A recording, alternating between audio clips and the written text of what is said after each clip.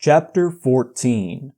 As soon as I had perused this epistle, I went to the master and informed him that his sister had arrived at the Heights, and sent me a letter expressing her sorrow for Mrs. Linton's situation, and her ardent desire to see him, with a wish that he would transmit to her, as early as possible, some token of forgiveness by me. "Forgiveness?" said Linton. "I have nothing to forgive her, Ellen. You may call at Wuthering Heights this afternoon if you like, and say that I am not angry, but I'm sorry to have lost her, especially as I can never think she'll be happy. It is out of the question my going to see her, however. We are eternally divided, and should she really wish to oblige me, let her persuade the villain she has married to leave the country." "And you won't write her a little note, sir?" I asked imploringly. "No," he answered. "It is needless. My communication with Heathcliff's family shall be as sparing as his with mine. It shall not exist." Mr. Edgar's coldness depressed me exceedingly, and all the way from the Grange I puzzled my brains how to put more heart into what he said when I repeated it, and how to soften his refusal of even a few lines to console Isabella. I dare say she had been on the watch for me since morning. I saw her looking through the lattice as I came up the garden causeway, and I nodded to her, but she drew back, as if afraid of being observed. I entered without knocking. There never was such a dreary, dismal scene as the formerly cheerful house presented. I must confess that if I had been in the young lady's place, I would, at least, have swept the hearth and wiped the tables with a duster. But she already partook of the pervading spirit of neglect which encompassed her. Her pretty face was wan and listless, her hair uncurled, some locks hanging lankly down, and some carelessly twisted round her head. Probably she had not touched her dress since yester evening. Hindley was not there. Mr. Heathcliff sat at a table, turning over some papers in his pocket-book, but he rose when I appeared, asked me how I did, quite friendly, and offered me a chair. He was the only thing there that seemed decent, and I thought he never looked better.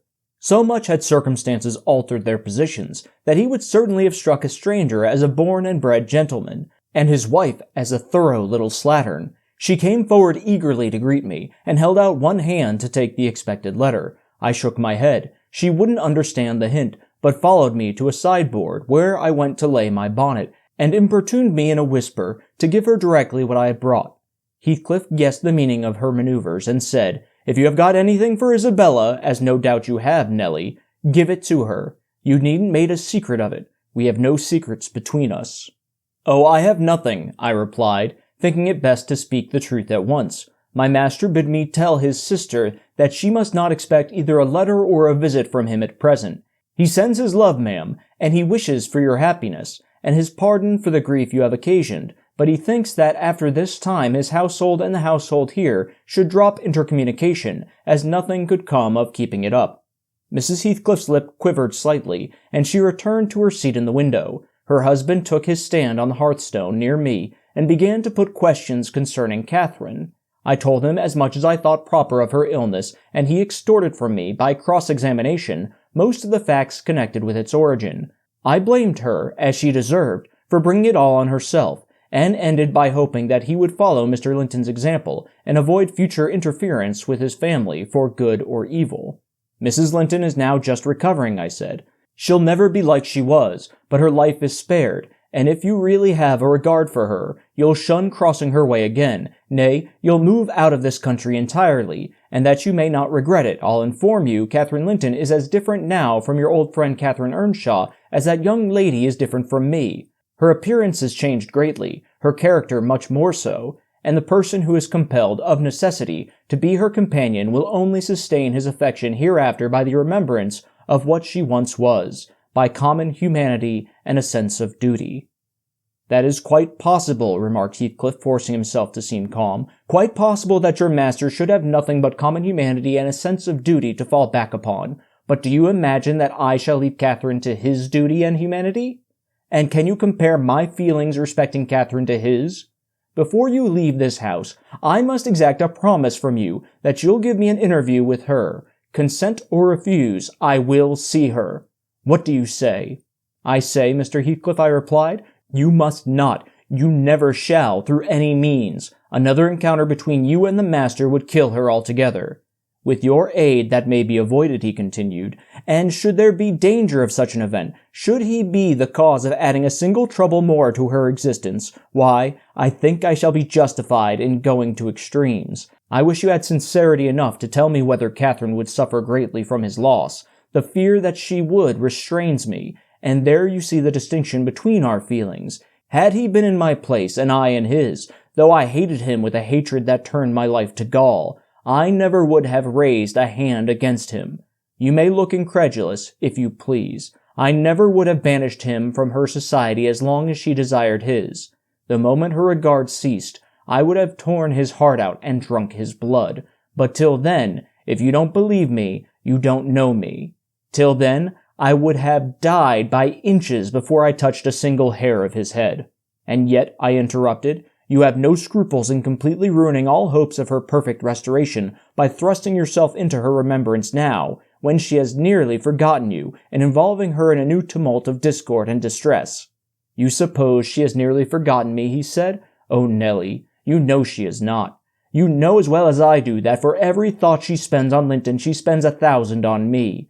At a most miserable period of my life, I had a notion of the kind. It haunted me on my return to the neighborhood last summer, but only her own assurance could make me admit the horrible idea again, and then Linton would be nothing, nor Hindley, nor all the dreams that ever I dreamt. 2 words would comprehend my future, death and hell.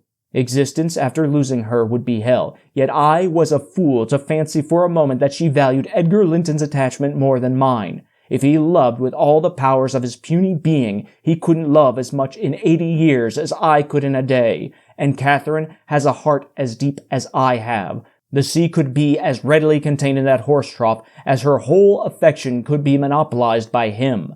Tush! He is scarcely a degree dearer to her than her dog or her horse. It is not in him to be loved like me. How can she love in him what he has not? Catherine and Edgar are as fond of each other as any 2 people can be, cried Isabella, with sudden vivacity. No one has a right to talk in that manner, and I won't hear my brother depreciated in silence. Your brother is wondrous fond of you, too, isn't he? Observed Heathcliff scornfully. He turns you adrift on the world with surprising alacrity. He is not aware of what I suffer, she replied. I didn't tell him that. You have been telling him something, then. You have written, have you? To say that I was married, I did write. You saw the note. And nothing since? No. My young lady is looking sadly the worse for her change of condition, I remarked. Somebody's love comes short in her case, obviously. Whose I may guess, but perhaps I shouldn't say. I should guess it was her own, said Heathcliff. She degenerates into a mere slut. She is tired of trying to please me uncommonly early. You'd hardly credit it, but the very morrow of our wedding she was weeping to go home. However, she'll suit this house so much the better for not being over nice, and I'll take care she does not disgrace me by rambling abroad. Well, sir, returned I hope you'll consider that Mrs. Heathcliff is accustomed to be looked after and waited on, and that she has been brought up like an only daughter, whom every one was ready to serve. You must let her have a maid to keep things tidy about her, and you must treat her kindly. Whatever be your notion of Mr. Edgar, you cannot doubt that she has a capacity for strong attachments, or she wouldn't have abandoned the elegancies and comforts and friends of her former home, to fix contentedly in such a wilderness as this with you. She abandoned them under a delusion, he answered, picturing in me a hero of romance and expecting unlimited indulgences for my chivalrous devotion. I can hardly regard her in the light of a rational creature, so obstinately has she persisted in forming a fabulous notion of my character and acting on the false impressions she cherished. But at last, I think she begins to know me. I don't perceive the silly smiles and grimaces that provoked me at first, and the senseless incapability of discerning that I was in earnest when I gave her my opinion of her infatuation and herself. It was a marvelous effort of perspicacity to discover that I did not love her. I believed at one time no lessons could teach her that, and yet it is poorly learnt, for this morning she announced as a piece of appalling intelligence that I had actually succeeded in making her hate me. A positive labor of Hercules, I assure you. If it be achieved, I have cause to return thanks. Can I trust your assertion, Isabella? Are you sure you hate me? If I let you alone for half a day, won't you come sighing and wheedling to me again? I dare say she would rather I had seemed all tenderness before you. It wounds her vanity to have the truth exposed. But I don't care who knows that the passion was wholly on one side, and I never told her a lie about it. She cannot accuse me of showing one bit of deceitful softness. The first thing she saw me do on coming out of the Grange was to hang up her little dog, and when she pleaded for it, the first words I uttered were a wish that I had the hanging of every being belonging to her except one. Possibly she took that exception for herself, but no brutality disgusted her. I suppose she had an innate admiration of it, if only her precious person were secure from injury. Now, was it not in the depth of absurdity, of genuine idiocy, for that pitiful, slavish, mean-minded brat to dream that I could love her? Tell your master, Nelly, that I never, in all my life, met with such an abject thing as she is. She even disgraces the name of Linton, and I've sometimes relented from pure lack of invention in my experiments on what she could endure, and still creep shamefully cringing back, but tell him also, to set his fraternal and magisterial heart at ease, that I keep strictly within the limits of the law. I have avoided up to this period giving her the slightest right to claim a separation, and what's more, she'd thank nobody for dividing us. If she desired to go, she might. The nuisance of her presence outweighs the gratification to be derived from tormenting her. Mr. Heathcliff, said I, this is the talk of a madman. Your wife, most likely, is convinced you are mad, and for that reason she has borne with you hitherto. But now that you say she may go, she'll doubtless avail herself of the permission. You are not so bewitched, ma'am, are you, as to remain with him of your own accord? Take care, Ellen, answered Isabella, her eyes sparkling irefully. There was no misdoubting by their expression the full success of her partner's endeavors to make himself detested. Don't put faith in a single word he speaks. He's a lying fiend, a monster, and not a human being. I've been told I might leave him before, and I've made the attempt, but I dare not repeat it. Only, Ellen, promise you'll not mention a syllable of his infamous conversation to my brother or Catherine. Whatever he may pretend, he wishes to provoke Edgar to desperation. He says he has married me on purpose to obtain power over him, and he shan't obtain it. I'll die first. I just hope, I pray, that he may forget his diabolical prudence and kill me. The single pleasure I can imagine is to die, or to see him dead. There, that will do for the present, said Heathcliff. If you are called upon in a court of law, you'll remember her language, Nelly, and take a good look at that countenance. She's near the point which would suit me. No, you're not fit to be your own guardian, Isabella, now, and I, being your legal protector, must retain you in my custody, however distasteful the obligation may be. Go upstairs. I have something to say to Ellen Dean in private. That's not the way upstairs, I tell you. Why, this is the road upstairs, child. He seized and thrust her from the room, and returned muttering, I have no pity. I have no pity. The more the worms writhe, the more I yearn to crush out their entrails. It is a moral teething, and I grind with greater energy in proportion to the increase of pain. Do you understand what the word pity means? I said, hastening to resume my bonnet. Do you ever feel a touch of it in your life? Put that down, he interrupted, perceiving my intention to depart. You are not going yet. Come here now, Nelly. I must either persuade or compel you to aid me in fulfilling my determination to see Catherine, and that without delay. I swear that I meditate no harm. I don't desire to cause any disturbance or to exasperate or to insult Mr. Linton. I only wish to hear from herself how she is, and why she has been ill, and to ask if anything that I could do would be of use to her. Last night I was in the Grange garden 6 hours, and I'll return there tonight, and every night I'll haunt the place, and every day, till I find an opportunity of entering. If Edgar Linton meets me, I shall not hesitate to knock him down, and give him enough to ensure his quiescence while I stay. If his servants oppose me, I shall threaten them off with these pistols. But wouldn't it be better to prevent my coming in contact with them or their master? And you could do it so easily. I'd warn you when I came, and then you might let me in unobserved as soon as she was alone, and watch till I departed, your conscience quite calm. You would be hindering mischief. I protested against playing that treacherous part in my employer's house, and besides, I urged the cruelty and selfishness of his destroying Mrs. Linton's tranquillity for his satisfaction. The commonest occurrence startles her painfully, I said. She's all nerves, and she couldn't bear the surprise, I'm positive. Don't persist, sir, or else I shall be obliged to inform my master of your designs, and he'll take measures to secure his house and its inmates from any such unwarrantable intrusions.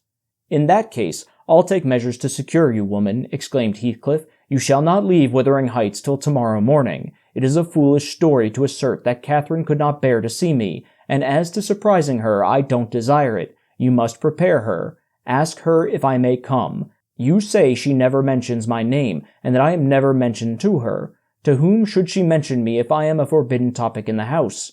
She thinks you are all spies for her husband. Oh, I've no doubt she's in hell among you. I guess by her silence as much as anything what she feels. You say she is often restless and anxious-looking. Is that proof of tranquility? You talk of her mind being unsettled. How the devil could it be otherwise in her frightful isolation? And that insipid, paltry creature attending her from duty and humanity, from pity and charity. He might as well plant an oak in a flower-pot and expect it to thrive as imagine he can restore her to vigor in the soil of his shallow cares. Let us settle it at once. Will you stay here, and am I to fight my way to Catherine over Linton and his footmen? Or will you be my friend, as you have been hitherto, and do what I request? Decide, because there is no reason for my lingering another minute if you persist in your stubborn ill nature." Well, Mr. Lockwood, I argued and complained, and flatly refused him 50 times, but in the long run he forced me to an agreement. I engaged to carry a letter from him to my mistress, and should she consent, I promised to let him have intelligence of Mr. Linton's next absence from home, when he might come, and get in as he was able. I wouldn't be there, and my fellow servants should be equally out of the way. Was it right or wrong? I fear it was wrong, though expedient. I thought I prevented another explosion by my compliance, and I thought, too, it might create a favorable crisis in Catherine's mental illness, and then I remembered Mr. Edgar's stern rebuke of my carrying tales, and I tried to soothe away all disquietude on the subject by affirming, with frequent iteration, that betrayal of trust, if it merited so harsh an appellation, should be the last. Notwithstanding, my journey homeward was sadder than my journey thither, and many misgivings I had ere I could prevail on myself to put the missive into Mrs. Linton's hand.